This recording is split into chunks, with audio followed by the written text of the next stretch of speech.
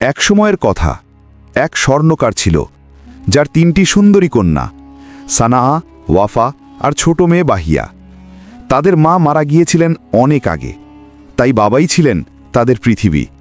সানা আর ওয়াফা বাবার দেওয়া সোনা গয়নাতে মুগ্ধ থাকত, কিন্তু বাহিয়া বইয়ের পাতায় মুগ্ধ থাকত, জ্ঞান, আল্লাহর সৃষ্টি আর অদ্ভুত বিদ্যার রহস্যে। দুই বোন মাঝে মাঝে তাকে বিদ্রূপ করত। বাহিয়া, তুই সবসময় বই নিয়ে থাকিস কেন? একদিন বাবা কাজের জন্য পাশের শহরে যাবেন বললেন। 3 মেয়ে বাবাকে ঘিরে দাঁড়ালো। সানা বলল, বাবা, আমার জন্য একটা সোনার হার আনবেন? ওয়াফা বলল, আমার জন্য একটা ব্রেসলেট। বাবা হাসলেন, তারপর ছোট মেয়ের দিকে তাকালেন। বাহিয়া, তুই বল, তোর কি দরকার? বাহিয়া মৃদু হেসে বলল, বাবা, আমি কিছু চাই না, আপনি শুধু সুস্থভাবে ফিরে আসলেই আমার সবচেয়ে বড় উপহার হবে। বাবা বললেন, তবু যদি কিছু আনতেই হয়? বাহিয়া মাথা নিচু করে বলল, তবে এমন একটি বই আনবেন যেখানে অদ্ভুত সব বিদ্যাবিজ্ঞান লেখা আছে। বাবা হাসলেন, আবার বই? তবু প্রতিশ্রুতি দিলেন। কিন্তু বাবা জানতেন না, কেউ তার পিছু নিচ্ছে। এক অন্ধকার নারী, নাম তার জালিলা। সে ছিল এক কালো জাদুকরী। জালিলা চাইছিল স্বর্ণকারকে নিজের দাস বানাতে। রাতে এক সরাইখানায় সে আহ্বান করল এক জিনকে। আমি জালিলা, আমি এই মানুষের শরীর চাই। বজ্রপাতের মতো শব্দে জিন এসে হাজির হল। কে আমাকে ডেকেছে? সে উত্তর দিল, আমি জালিলা। সেই রাতেই জিন ঢুকে গেল স্বর্ণকারর দেহে। সকালে তিনি যেন অন্য মানুষ হয়ে গেলেন, চোখ ফাঁকা, মুখে অচেনা হাসি। আর হঠাৎই তিনি জালিলাকে বিয়ে করলেন। ফিরে এলেন ঘরে, সঙ্গে নতুন স্ত্রী। 2 বোন আনন্দে মাতল, কারণ জালিলা তাদের গয়না উপহার দিল। কিন্তু বাহিয়া বাবার চোখে তাকিয়ে চমকে উঠল। সেই ভালোবাসা, সেই মমতা যেন হারিয়ে গেছে। রাতে বাহিয়া ঘুমাতে পারল না। হাতে কোরআন নিয়ে পড়তে লাগল, সূরা ইয়াসিন, সূরা মুলক, সূরা ফালাক ও নাস।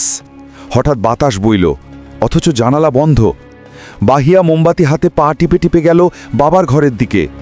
আর যা দেখল, জালিলা বাবার মাথা ধরে মন্ত্র পড়ছে। বাবার শরীর কাঁপছে। ভয়ঙ্কর কণ্ঠে আওয়াজ শোনা গেল, তুমি কি চাও আমি দেহ ছেড়ে যাই? জালিলা বলল, হ্যাঁ, শতাল পর্যন্ত। বাবার শরীর মাটিতে লুটিয়ে পড়ল। বাহিয়া স্তব্ধ হয়ে নিজের ঘরে ফিরে গেল। চোখ দিয়ে টপ টপ করে অশ্রু ঝরতে লাগল। সকালে বাবা বললেন, তোমরা প্রস্তুত হও, খালার বাড়ি নিয়ে যাচ্ছি। 3 মেয়ে গাড়িতে উঠল। ঘন্টার পর ঘন্টা কেটে গেল। মরুভূমি পেরোল। হঠাৎ বাবা থেমে ঘোড়ায় চড়ে চলে গেলেন একা। আর 3 মেয়ে পড়ে রইল নির্জন মরুভূমিতে। ওয়াফা কাঁপা কণ্ঠে বলল, আমরা তো মরব। বাহিয়া দৃঢ়ভাবে বলল, না, লড়াই করতে হবে। তারা গাড়ির কাঠ ভেঙে আগুন জ্বালালো। চারপাশে নেকড়ের দল ঘিরে ধরল, কিন্তু আগুনে ভয় পেয়ে পালিয়ে গেল তারা। রাত ভর আগুন জ্বালিয়ে বেঁচে রইল 3 বোন। ঠিক তখন দূরে গুলির শব্দ, আর দেখা গেল 2 জন মানুষ ঘোড়ায় চড়ে আসছে। তারা বলল, আমরা হাতেম আর ফাওয়াজ, তোমরা ঠিক আছো? বাহিয়া কেঁদে কেঁদে সব জানালো। হাতেম বলল, ভয় পেও না, এখন তোমরা নিরাপদ। তারা 3 বোনকে উদ্ধার করল এবং তাদের নিজের ঘরে আশ্রয় দিল। বাহিয়া অনুরোধ করল, আমাদের বাবার কাছে এখন নিয়ে যাবেন না, তিনি জাদুর প্রভাবে আছেন। প্রথমে তাকে মুক্ত করতে হবে। হাতেম তাদের লুকিয়ে রাখল আর শহরে খবর ছড়িয়ে দিল যে 3 বোন নাকি মারা গেছে। খবর শুনে বাবা কেঁদে ফেললেন, আমার মেয়েরা আর বেঁচে নেই। কিন্তু আল্লাহর কৃপায় কিছুদিন পর হাতেম গোপনে স্বর্ণকারের সঙ্গে দেখা করল। সব খুঁড়ে বলল। বাবা ভেঙে পড়লেন, কাঁদলেন, তারপর আল্লাহর কাছে তওবা করলেন। অবশেষে গোপনে বাহিয়াদের ফিরিয়ে আনলেন। বাহিয়া বলল, বাবা, সব ঠিক হবে, কিন্তু আপাতত কিছু জানাবেন না। জালিলাকে শেষ করতে হবে। হাতেম গেল এক বৃদ্ধা জাদুকর্ণীর কাছে সাহায্য নিতে। বৃদ্ধা বলল, আজ রাতেই জালিলার শক্তি ভেঙে দেব।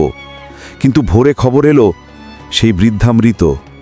মানুষ বলল, সে শয়তানের হাতে ধ্বংস হয়েছে। ঠিক তখনই বাহিয়া সামনে হাজির হলো সেই শয়তানি নারী জালিলা।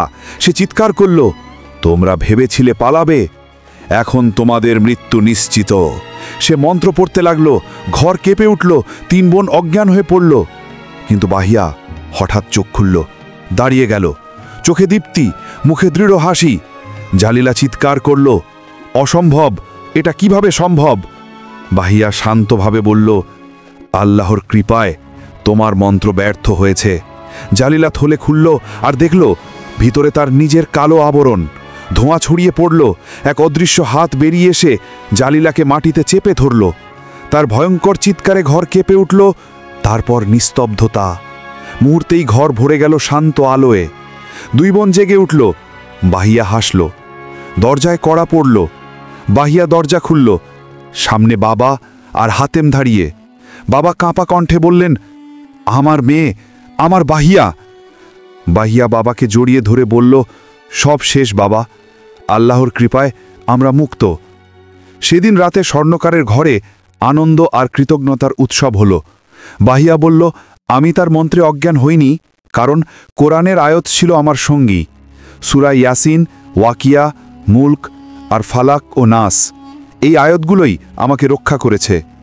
আল্লাহর বাণী সর্বশক্তিমান।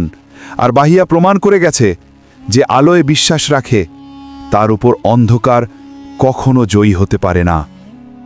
এরকম ইসলামিক ভিডিও আরও পেতে চ্যানেলটিকে এখনই সাবস্ক্রাইব করুন।